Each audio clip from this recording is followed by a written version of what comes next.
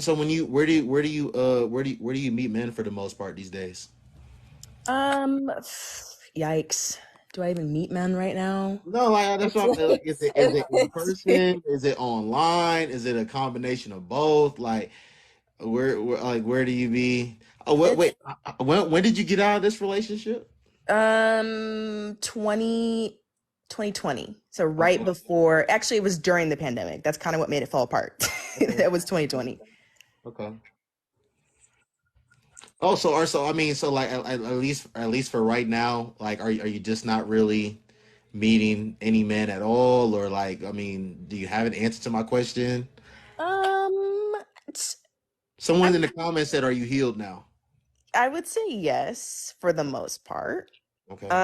I think it's a linear process. I think I will get there. I can't say definitively like yes, I'm over this person because there was some traumatic stuff that happened in that relationship, and I'm not giving myself a timeline to heal from that. I'm just kind of taking it day by day, step by step with that. So therapy Even is after 3 years? helping. Yeah. I would rather not get into what happened, but No, no, yeah, it's I don't want you to get into what happened, but damn, even after 3 years? hmm yeah. It's exponentially better than it was before, but there's still reservations that I have that affect my relationships with other people because of that. So you're not if I said that you're probably not a good candidate for a man to pursue right now, would I be correct in saying that? No, I would say I'm sorry. I don't, and I say this respectfully. I don't think you are. Just based off of what you just told me, if you're still as a man, I don't want to have any sort of communication, any sort of interaction with a woman that's still having thoughts about her past situation. And to be honest with you, I think I'm not a woman, so I can't speak for women or on behalf of women, but I'm going to. Um, I don't think this is just my guess. I don't think a lot of women would want to have anything to do with a man that's still thinking about a woman of his past either. But that's just my I perspective. think there's a difference only because I don't think about him. I think about the impact of his actions and what they had on me. So I mean, it's I without going too into detail, it was sexual trauma. So I mean, that's a huge thing to try to surmount. In fact, I like thinking about him appalls me. So it's not like I'm attached to him or I think about him. It's what happened to me more Right. so than thinking about him. Right. I understand that. I understand that, Jay. And again, we're not gonna get into whatever that is, even though you said kind of what it is. But I'm just telling you, even with that being said, as a man, um, I don't, especially I'm not even into the whole healed stuff. That's not a word that I use. But I mean, for the sake of the conversation, if I'm a quote unquote healed man, or if I'm a man that I'm not thinking about anyone that I dealt with in the past, not only do if I'm dealing with a woman, not only do I not want her to be still having thoughts about her past situation, but even any trauma that she may have incurred from that past situation, if she's still getting through that trauma, I don't want to deal with that, Jay. And I can be 100. And again, we've been having a respectful conversation, so I'm being respectful when I tell you this. Right.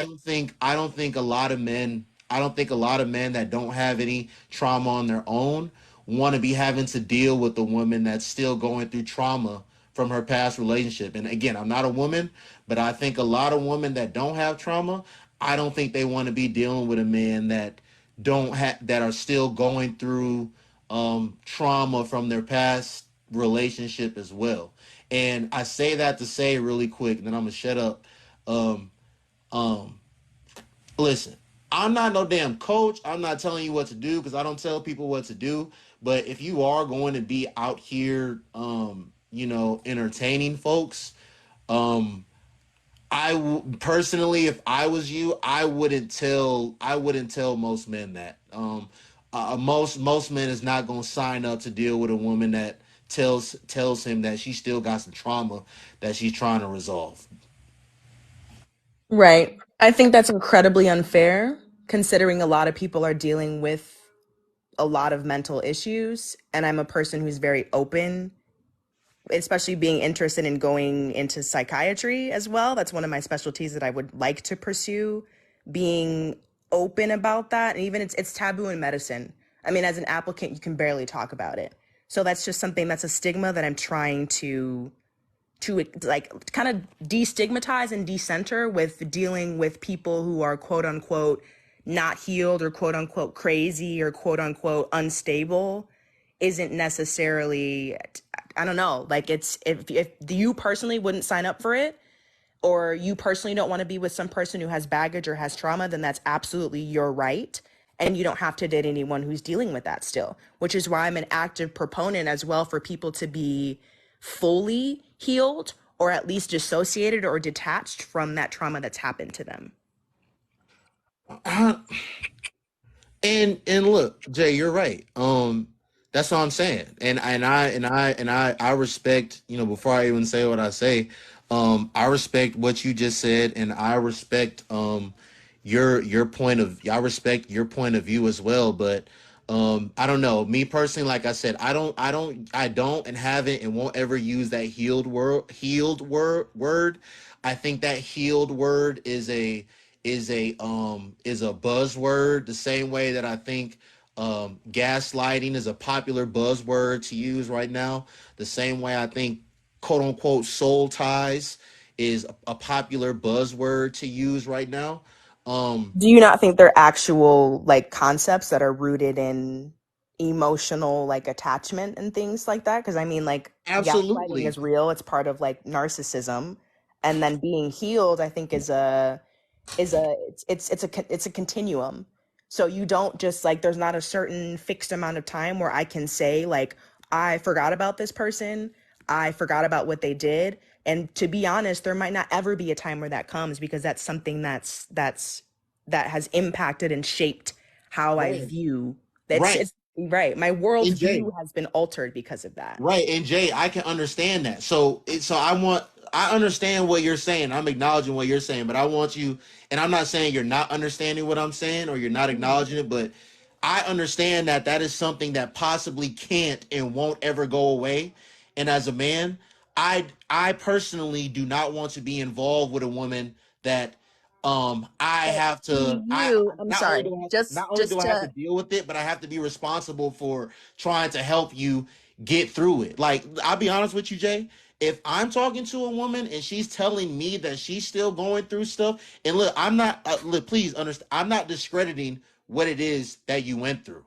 no, And I don't I get have, that at I have, all. I You're have, not I have doing sympathy for you for whatever it is that you went through. right. But me personally, I'm just talking about for me personally, because I have my brother Supervillain up here. He says that he disagrees with what I said, so I'm gonna have him speak on it as well. But me personally, I'm not going to be dealing with a woman in any serious capacity to where, especially when you tell me 3 years ago, if it's been, I That's can not understand a if it's very super fresh. long amount of time. That That's okay, that's less time subjective. than it That's takes to subjective finish a to me. degree. That's subjective, Jay. To me, that is a very long time to have not to still be having certain thoughts or whatever of some.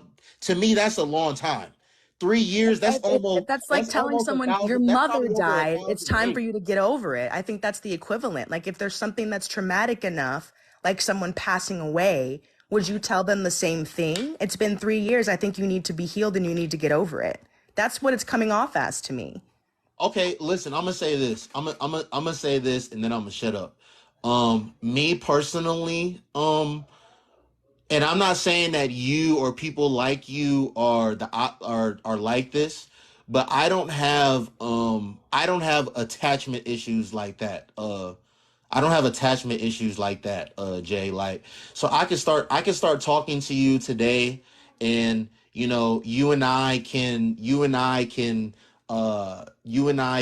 be in the process of developing a friendship, developing a relationship with each other. And if and when you do something foul, I have the ability to like completely cut you off for the rest of my life. I don't care about all the good times that we had together, because I'm a genuine person. I don't bother people. I be minding my business and staying out the way. And I don't like go out of my way to like do foul sly stuff to people. So if and when someone does that to me, it doesn't matter. We could have traveled out the country together. We could have a lot of good memories. I can completely cut that person off, man or woman.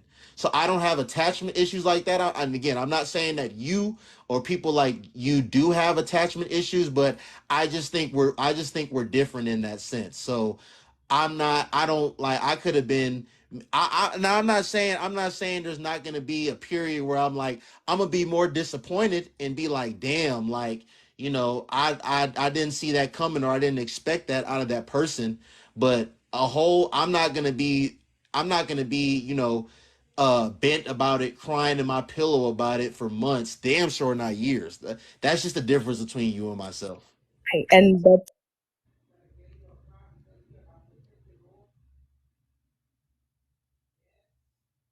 Oh, she got a phone call. She got a phone call. I Okay. think um Were you talking? If you were talking, we didn't hear. Did you get a phone call? yeah, I did for a second. Okay, go ahead. Go ahead.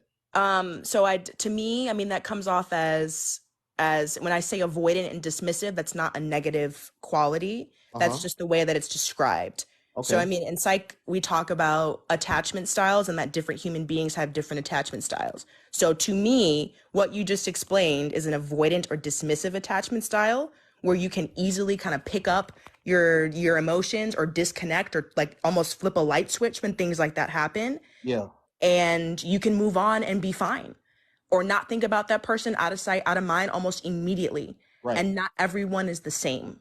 I So understand I'm that. just one of those people where Yeah. it's going to take a little bit of more time, which is why I'm utilizing the tools that I am privileged enough to be able to access through mental health access and have someone walk me through and give me tips and guidance emotionally, physically, and spiritually to be able to get through that.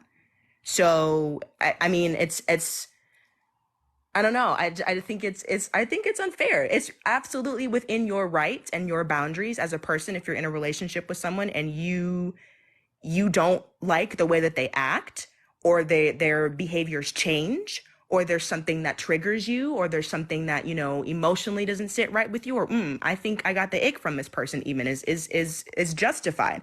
I would rather you cut someone off respectfully, like, hey, this is not going to work out. This happened. I don't believe in ghosting. I believe in communication. So communicating that with that person, I don't like that you did this. I don't like that this happened. I don't like the way that this happened. I think that this isn't going to work out. Well wishes, bon voyage kind of thing. Like just communicate with that person, but it's absolutely within your rights and your boundaries to cut that relationship off if you don't think that it is serving you any longer. Okay. And I'm gonna say one more thing, because and then I'm gonna let my brother Supervillain talk because he's on the same page as you. And I'm gonna just say this really quick. Respectfully, I don't think it's unfair, and I don't think it's unfair because I just want you and my brother Supervillain. I'm gonna have him speak, but I want Mhm. y'all to understand that even right now, I'm not in any committed exclusive relationship with one woman, but I have a lot of relationships. I have a lot of people that I communicate with on a regular basis. I got a lot of people that I got a lot of love for. But when I do decide to be in a committed exclusive relationship with someone, um, right now I don't have any trauma. Um, right now I'm not hurt. My feelings are not hurt. Um, I'm not thinking about the person that the last person that I was in a committed exclusive relationship with. So I think it's unfair to tell someone like myself that me, being that I'm going to be, let's use y'all language again, 100% healed and giving my 100% self to one person. I think it's unfair to say that me, who's going to be giving my 100% self to somebody, is wrong, or it's unfair for me to not want to be with someone that's not going to be giving their 100% self to me. But I'm gonna go ahead and mute up. Jay, if you wanted to respond, you can respond. I'm gonna mute up, and if you do want to respond, I'm gonna let Supervillain talk after you talk. But I am gonna I mute up. can we can let Super go because I think mine is going to be long winded, but I do want to hear his perspective on that. Hey, I'm just the dating a woman in therapy in general. I guess that's been in the in that situation for a while, or you want me to speak to specifics? Speak to whatever you want to speak to, bro. You disagree with what I said, and you and Jay are kind of on the same page. So speak to what you want to speak to. I was saying I disagree. Also, notice my tone. You said I was drunk, or you thought I was drunk. I No, was, no, no, no. yeah, I was joking. I was joking because you I was was lying. like, damn. You was clowning in the comments. Oh yeah, I was just having fun. But this is a serious topic, so I'm treating it with respect, especially since Jay is being a little bit vulnerable here. So for me, as far as how I view it, and this again, I'm speaking only for myself. I think to me, anybody, and I said this the last time we talked about therapy. I think it takes a lot of self awareness for somebody to realize that they have something going on, and I also think it speaks good it speaks good of their character, the fact that they acknowledge it and then they try to do something where it resolves that issue that they find within themselves. I think it's healthy to do that. As far as uh, character, I think that speaks high of somebody's character, and me and you have also had conversations of character. So even if somebody you say you date somebody that doesn't say or I'm in therapy or doesn't they have them to them they don't know if they have anything going on, they haven't thought about it, you wouldn't see an issue because they didn't bring that up to you. But it's very true and very possible and frankly very likely that they probably do have some kind of trauma that they have suffered through that will appear at some point in that relationship that you just aren't privy to and maybe they aren't privy to. So really, I'm more on the side of you. At least you are aware of it, and also you're taking action against it, as opposed to getting in a relationship with somebody and they're not aware of it, and then they bring it up, or you really don't. They don't bring it up verbally. They bring it up with actions, and you just see it, and or you just may be a victim of it or suffer it in that relationship. Does that make sense to you? Like the communication may be lacking, or they may act a different way, or not have good conflict resolution skills, things like that. Do you get what I'm saying, Noble? Yeah, I understand. I understand what you're saying completely, brother. And I'm not gonna be too long. I just want to say this and give you back the mic. Sure. Um, I understand what you're saying, brother.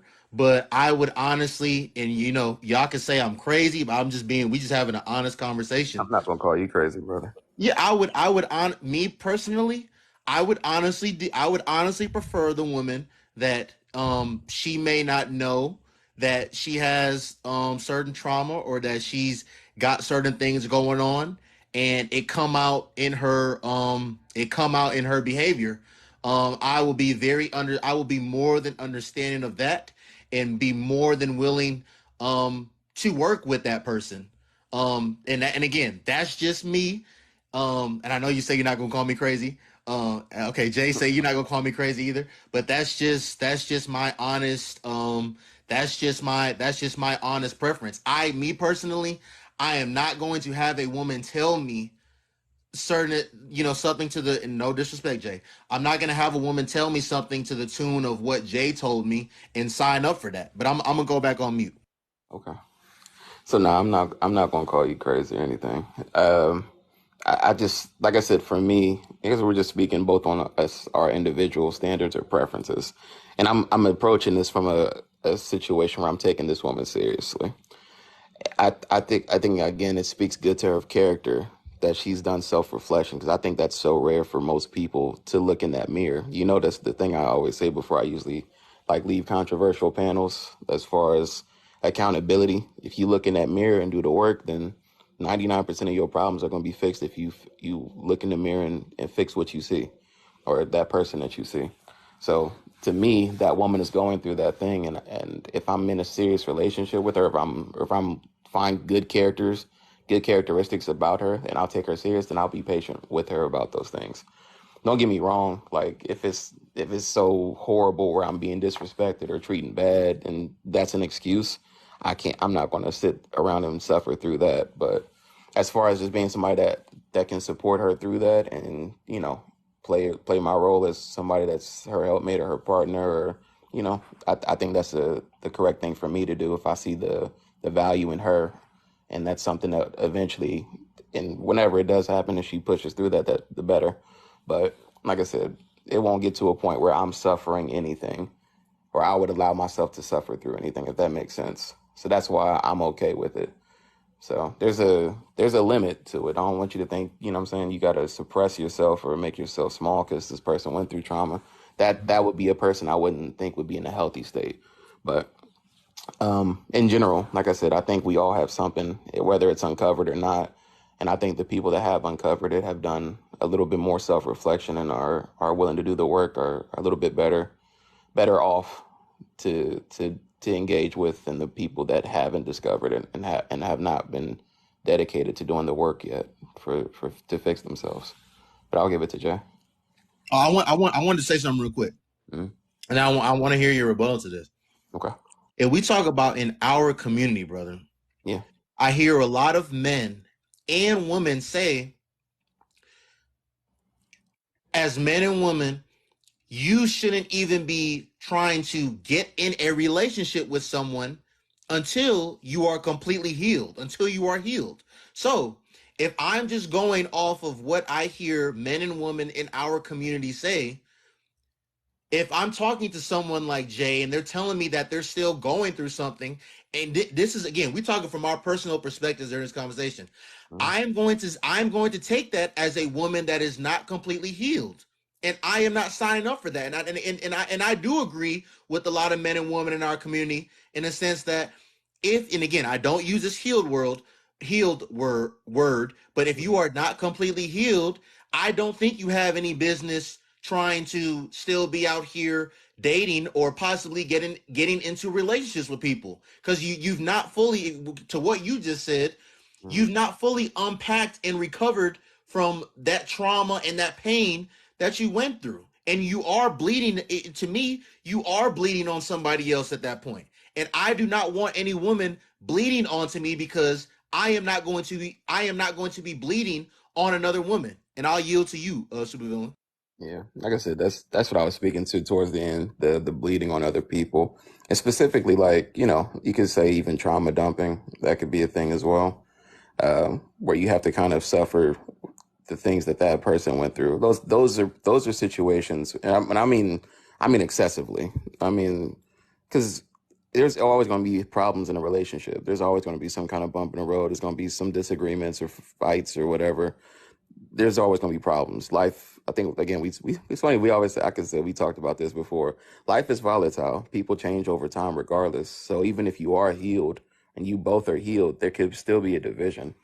Um, as far as don't date somebody that's not healed, you going I don't know, you might be the loneliest person on this planet, bro. 'Cause most people are not fully 100% healed, or I don't know. I think everybody has something to deal with, even if it's like something that just happened today. It could be something that just happened like an hour ago.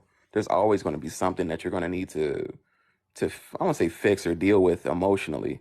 So you can come to a relationship healed, but it doesn't mean something won't happen in a week after y'all date, a year after y'all date, or a situation may occur, trauma, sickness, like anything could happen, bro. I don't think that's a good reason to say don't deal with somebody that's 100% healed. I don't know who you're going to date in the first place, first of all. And then on top of that, you still going to have situations that come up because life is life, bro.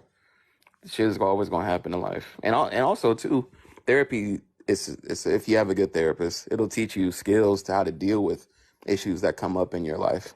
Even on top of dealing with things that occurred in your past, it'll also supposed to give you tools and ways and methods to deal with things that come up in your future.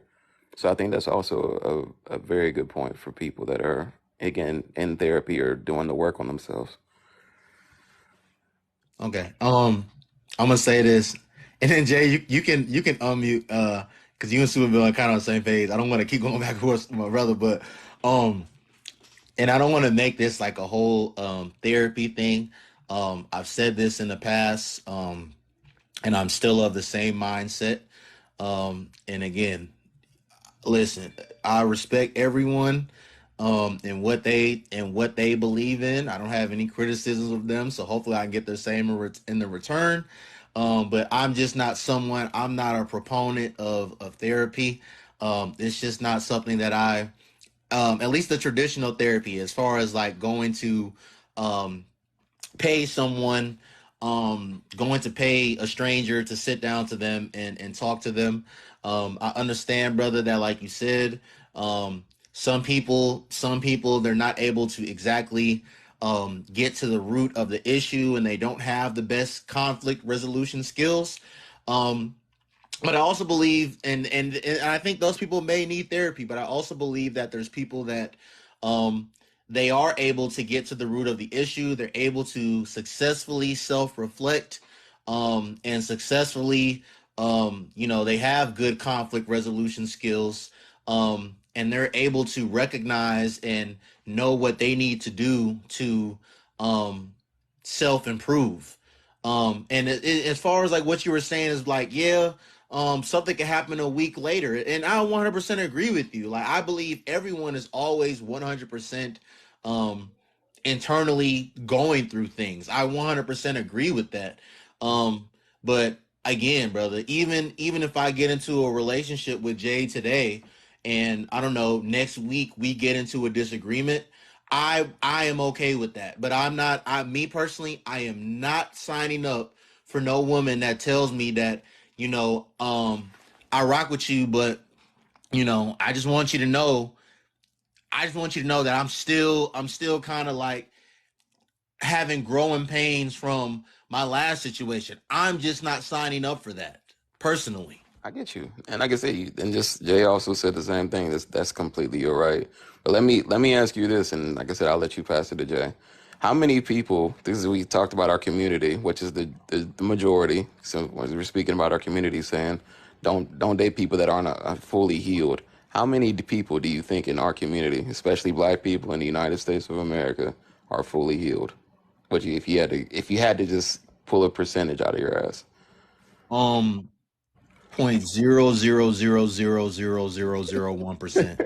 Right, And that's what I'm and saying. really quick, brother, I say that because, again, even with me sitting here saying that, when I decide that I want to be in a committed, exclusive relationship with one woman, that Yeah. I'm going to be giving her 100% of myself, even Mhm. with me sitting here saying that I am not hurt. I don't still think about the person that I was in the last serious situation with. Um,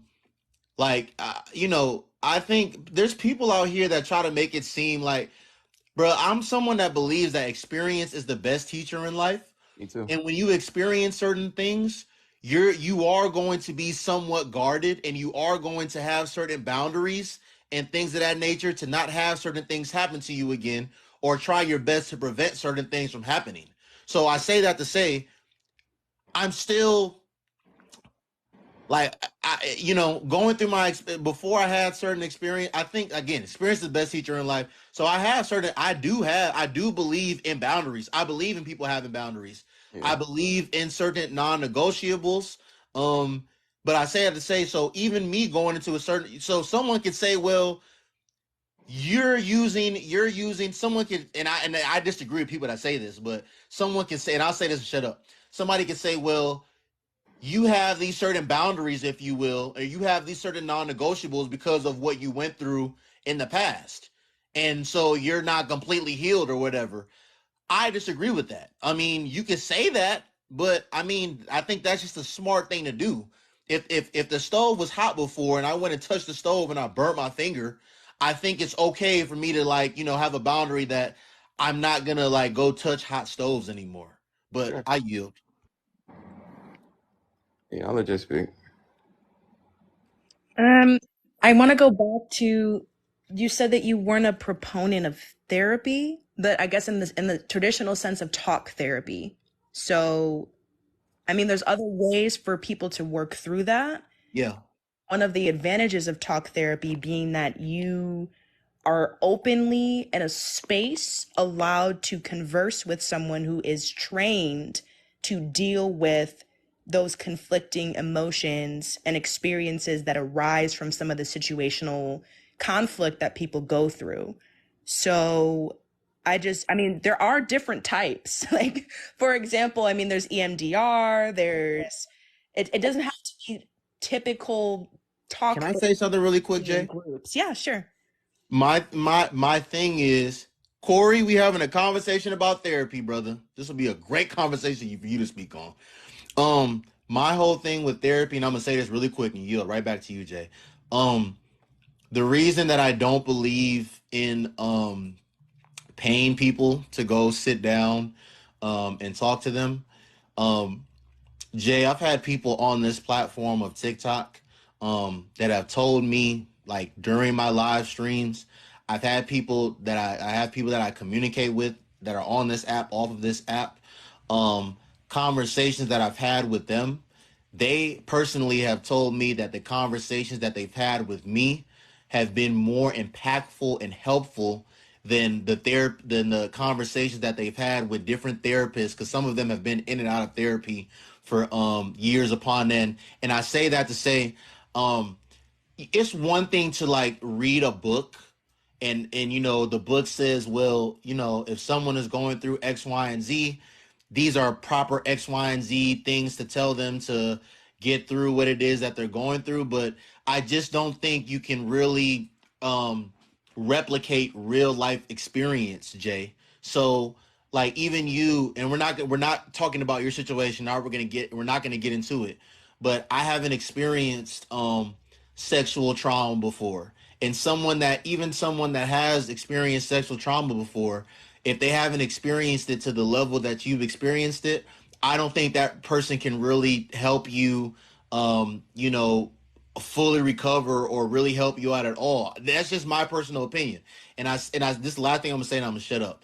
I think a lot of those people are, when you say trained, I think they're trained book wise, but there's like 10, 12, 14 year olds that have gone through and been through significantly more in life than me, you, and Supervillain here.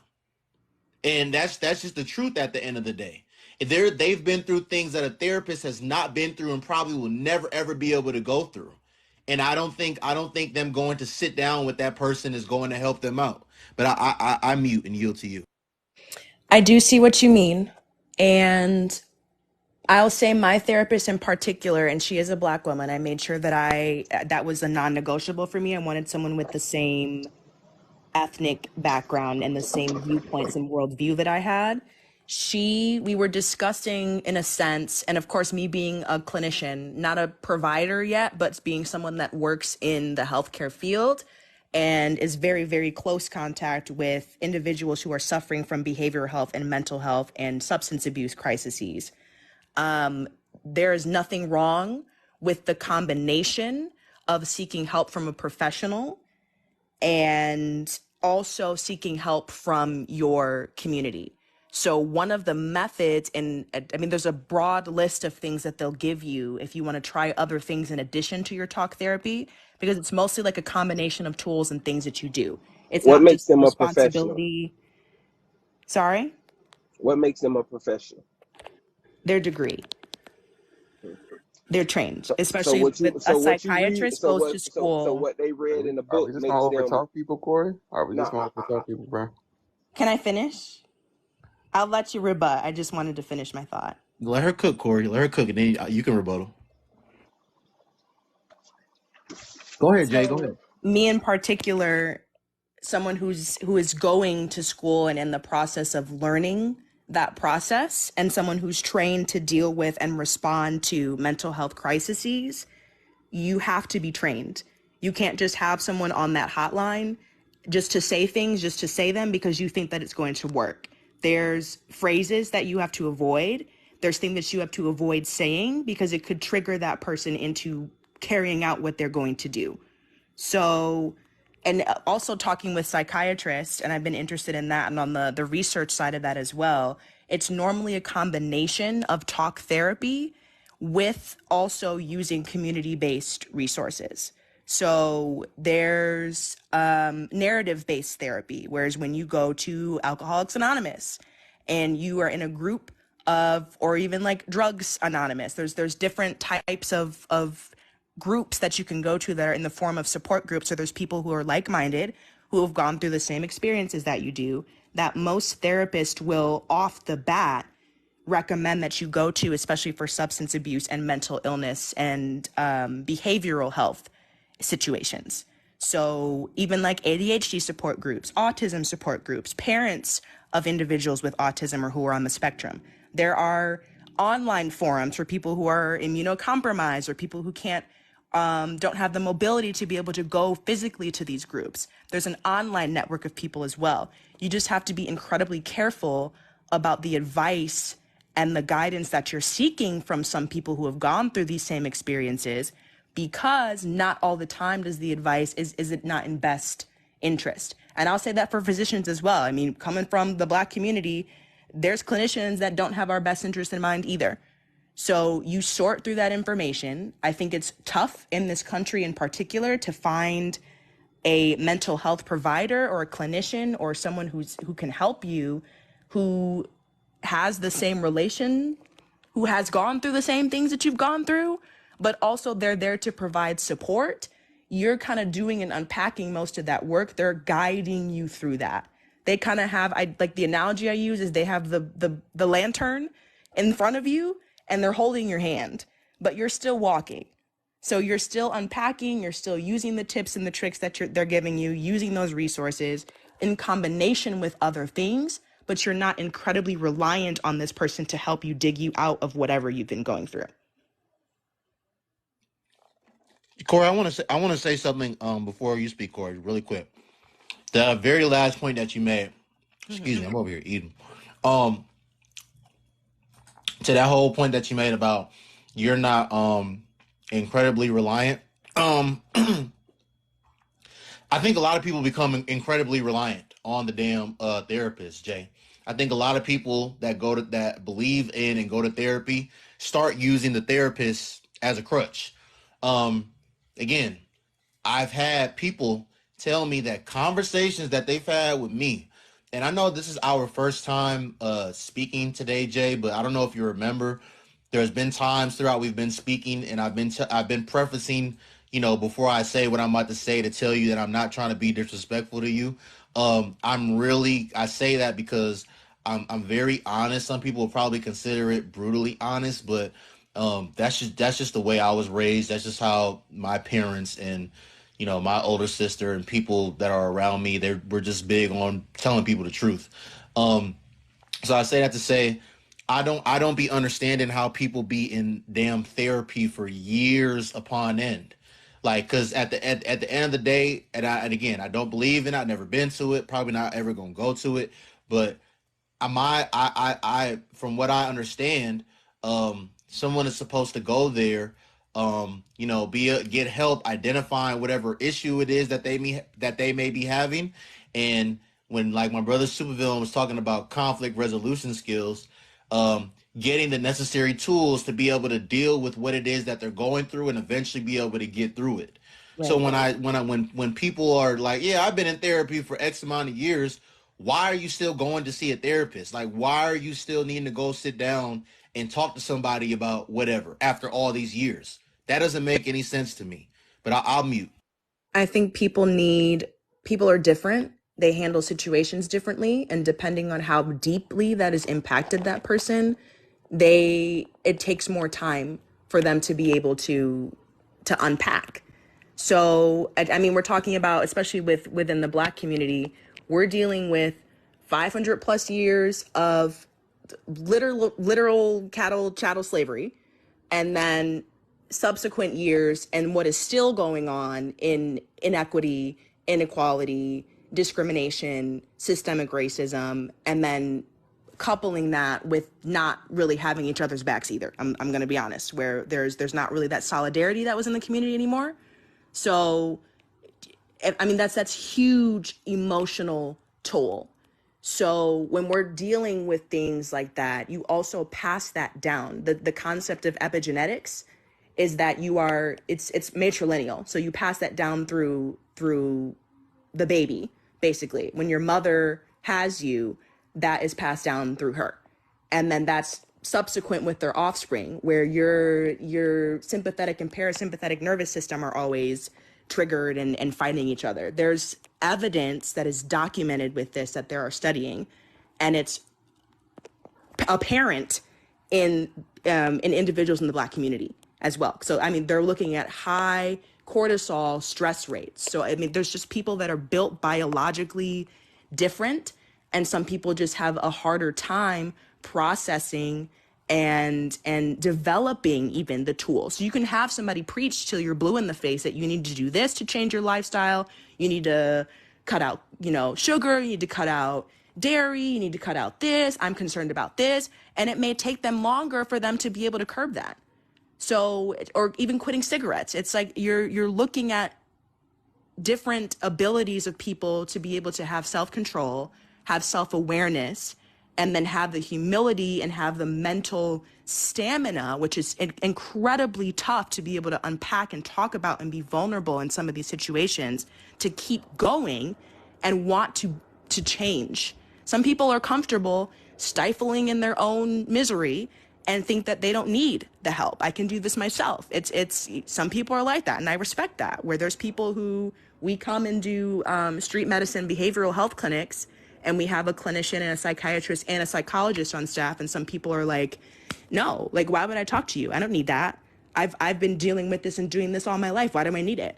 And some people just don't have that self-awareness yet. And there's other people who, like you said, are still in therapy because it hasn't caught on. They're developing those tools. Maybe their parents have not developed those skills in them. They don't have any self-worth.